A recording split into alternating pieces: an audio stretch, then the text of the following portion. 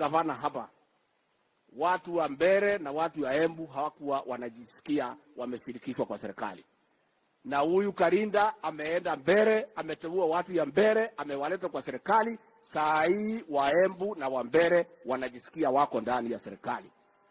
Mimi nataka governor nikuambie well done. Hata vile umeongoza hii county, viongozi wote wanaongea sauti moja. Finally mimi niseme, katika hii serikali ya William Ruto, mtetezi wa wamama number 1 ni Rais William Samoei Ruto. Na hii maneno ya 2/3 gender rule, mwenye ambaye atatimiza na atahakikisha imefanyika ni huyu kiongozi wetu. Aliketi chini kwa meza yake, akachukua kalamu na karatasi, akaandika maoni yake vile anafikiria inaweza fanyika, akatuma kwa bunge. Na ndio unaona serikali yake mawaziri ni 10. Na hao mawaziri wote ambaye ni wamama wanafanya kazi kwa njia nzuri sana.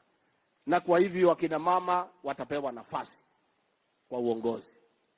Na vile rais ulisema jana, ni kweli tumeongea na tutaendelea kuongea vile hao wakina mama huko mbele watashirikishwa katika serikali kuu wakiwa na nyadhifa ambaye iko na uzito.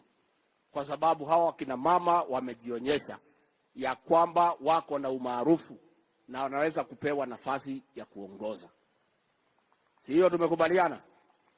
Lakini wengine unajua haku wanaelewa. Rais alisema ataniongelesha, tuwapange pale mbele tukimaliza mambo yetu.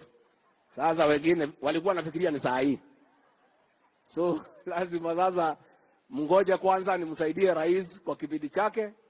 Ikifika kutamatisha hapo, rais mwenyewe atatuongoza, atatuonesha vile tutapanga hawa mama na vile mambo yao itakuwa sawa sawa. Katibu mkwenda. Niko mkwenda. Kwa hivyo sisi rais tunashukuru wewe, you are the women defender number 1 and I bear testimony.